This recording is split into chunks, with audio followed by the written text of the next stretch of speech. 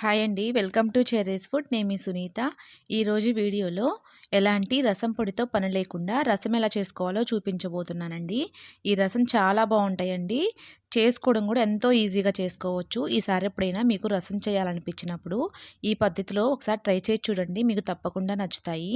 ఈ రసంని వేడి వేడి అన్నంలోనే కాకుండా విడిగా గ్లాస్లో కానీ గిన్నెలో కానీ పోసుకొని సూప్లా కూడా తాగొచ్చండి. అంత బాగుంటాయి. దీనికోసము ఇలా చిన్నగా ఉండే రోల్ ఉంటుంది కదా, ఆ రోల్ తీసుకోవాలి. మీ దగ్గర ఈ రోలు లేకపోయినట్టయితే ఒక చిన్న మిక్సీ జార్ తీసుకోండి, మిక్సీలో వేసుకోవచ్చు. ఇందులో ఒక స్పూను మిరియాలు వేసుకోవాలి, ఒక స్పూను జీలకర్ర వేసుకోవాలి. ఈ మిరియాలు జీలకర్ర మెత్తగా దంచుకోవాలి. ఊరికే మెదిగిపోతాయండి, ఇలా దంచుకోవాలి. ఇవి కొంచెం ఇలా మెత్తగా మెదిగిపోయిన తర్వాత ఇందులో ఒక 8 కానీ 9 కానీ చిన్నులపాయ రెబ్బలు వేసుకోవాలి. ఈ చిన్నులపాయలు కొంచెం ఎక్కువగా ఉంటే రసం బాగుంటాయండి. ఈ చిన్నులపాయలతో పాటే కొంచెం కరివేపాకు కూడా వేసుకొని ఈ చిన్నులపాయలు కరివేపాకు కూడా కచ్చా పచ్చాగా దంచుకోవాలి. ఇలా దంచుకున్న ఈ చిన్నులపాయలు కరివేపాకు అంతా కూడా ఇలా పక్కనుంచుకోవాలి. ఇప్పుడు 2 టమాటాలు ఎర్రగా పండి ఉన్న టమాటాలు తీసుకోవాలండి. ఈ టమాటాలు ఇలా సన్నగా చిన్న చిన్న ముక్కలుగా కట్ చేసుకొని తీసుకోవాలి. అదేవిధంగా కొంచెం చింతపండును కూడా ఇలా నీళ్ళలో నానబెట్టుకొని ఉంచుకోవాలి. ఈ టమాటాలని మనం చేత్తోనే మెత్తగా మెదుపుకోవాలండి. నీళ్లు పోసామంటే టమాటాలు తొందరగా మెదగవన్నమాట. ఇలా చేత్తోనే మెత్తగా గుజ్జంతా ఇలా మెదుపుకోవాలి.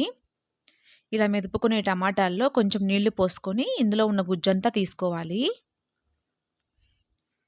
ఇప్పుడు మనం ఏ గిన్నెలో అయితే రసం పెట్టుకోవాలనుకుంటున్నామో ఆ గిన్నెలోకి ఈ టమాటాలని చేయి అడ్డం పెట్టుకొని ఈ ముక్కలంతా వడలకుండా నీళ్ళన్నీ వంపేసుకోవాలి. ముక్కలు మాత్రం తీసేసుకోవాలి. అదేవిధంగా ఈ ముక్కలో మళ్ళీ ఒక్కసారి నీళ్ళు పోసుకొని ఆ మిగిలి ఉన్నది ఈ గుజ్జంతా కూడా తీసేసుకుంటే సరిపోతుంది. ఇంకా ఈ మిగిలి ఉన్న టమాటాలు పిప్పు ఉంది కదా, ఈ ముక్కలంతా తీసేసుకోవాలండి. ఇంకా ఇందులో వేసుకునే పని ఉండదు. అదేవిధంగా మనం చింతపండు నానబెట్టుకొని ఉంచుకున్నాం కదా, ఆ నీళ్ళు కూడా ఇలా చింతపండు అంతా కూడా ఇలా పిండుకొని ఆ పిప్పంతా తీసేసుకోవాలి. ఇప్పుడు ఇందులో 1/2 స్పూను పసుపు వేసుకోవాలి. ఉప్పు మీరు చూసుకొని మీ టేస్ట్కి సరిపడా వేసుకోండి. నేను 1 స్పూను ఉప్పు వేసాను, కల్లుప్పు వేసాను. మీరు సాల్ట్ అయినా వేసుకోవచ్చు. ఇప్పుడు మనం దంచుకొని పక్కనుంచుకున్న జీలకర్ర, మిరియాలు, కరివేపాకు, చిన్నులపాయలు ఉన్నాయి కదా, అవి వేసుకోవాలి. ఇందులో కొంచెం కొత్తిమీర వేసుకోవాలండి. మీ దగ్గర ఉంటే కనుక ఇలా కొత్తిమీరలో అడుగున కాడలు ఉంటాయి కదా, అవి వేసుకోండి. ఇలా రసం పెట్టుకున్నప్పుడు ఇలా కొత్తిమీరలో అడుగున కాడలు వేసుకోవడం వల్ల టేస్ట్ చాలా బాగుంటాయి. మీకు కనుక తెలియకపోయినట్లయితే ఇలా ఒకసారి వేసుకొని చూడండి. టేస్ట్ చాలా బాగుంటాయండి. మీకు తప్పకుండా నచ్చుతాయి.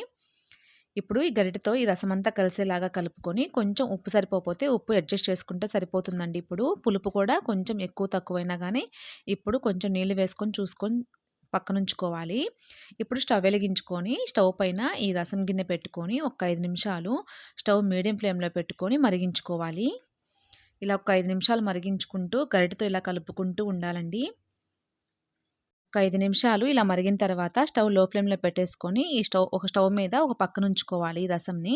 ఇప్పుడు ఈ రసం పోపు పెట్టుకోవాలండి. ఇంకొక స్టవ్ పైన స్టవ్ వెలిగించుకొని చిన్న బాండీ పెట్టుకొని 2 స్పూన్ల ఆయిల్ వేసుకోవాలి.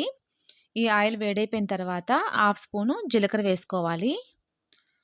1/2 స్పూను ఆవాలు వేసుకోవాలి. ఈ రసం పెట్టుకునే పోపులో ఇంక పోపు గింజలు ఏమీ వేసే పని ఉండదండి. 2 కానీ 3 కానీ ఎండుమిరపకాయలు ఇలా మధ్యలో తీసుకొని వేసుకోవాలి. మనం ఈ పోపులో మిరియాలు, ఎండుమిరపకాయలేనండి. కొంచెం ఘాటుగా ఉండాలనుకుంటే ఇంకొక 2 మిరపకాయలు ఎక్కువగా వేసుకోండి. మీరు ఘాటు తక్కువగా కావాలనుకుంటే ఒక మిరపకాయ తగ్గించి వేసుకోండి. ఇలా కొంచెం కరివేపాకు కూడా వేసుకొని ఈ ఎండుమిరపకాయలు, కరివేపాకు కూడా మంచిగా వేగనివ్వాలి. ఒక 1/2 స్పూన్ పసుపు వేసుకొని ఒకసారి పోపంతా కలిసేలాగా కలుపుకోవాలి. మీ దగ్గర ఉంటే గనక కొంచెం ఇంగువ వేసుకోండి. ఈ రసంలో ఇంగువ వేసుకోవడం వల్ల టేస్ట్ కూడా చాలా బాగుంటాయి. హెల్త్కి కూడా చాలా మంచిదండి. ఇంకా స్టవ్ ఆపేసుకొని ఒకసారి పోపంతా కలిసేలాగా కలుపుకొని ఈ పోపును తీసుకొని మనం పక్కన స్టవ్ పైన మరుగుతూ ఉన్న రసంలో వేసుకోవాలి. ఈ పోపు వేసుకున్నాక కూడా రసముని స్టవ్ మీడియం ఫ్లేమ్లో పెట్టుకొని ఒక 5 నిమిషాలు మరిగిస్తే సరిపోతుందండి. మనకి ఇంకా వేడి వేడి రసము రెడీ అయిపోయినట్టే. చాలా బాగుంటాయండి ఇవి. ఎప్పుడైనా పొట్ట గ్యాస్గా కానీ మలబద్ధకంగా కానీ ఏదన్నా అన్ఈజీగా అనిపించినప్పుడు ఇలా రసం పెట్టుకొని వారంలో 1-2 రోజులు తినండి. పొట్టలో కూడా చాలా హాయిగా ఉంటుంది. ఇంకెందుకు ఆలస్యము, మీరు కూడా ఇలా ఎప్పుడైనా రసం చేయాలనుకున్నప్పుడు ఒకసారి ఈ పద్ధతిలో ట్రై చేయండి. ఇలాంటి రసం పొడితో పని లేకుండా చాలా ఈజీగా చేసుకోవచ్చు. ఈ వీడియో మీకు నచ్చినట్టయితే లైక్ చేయండి.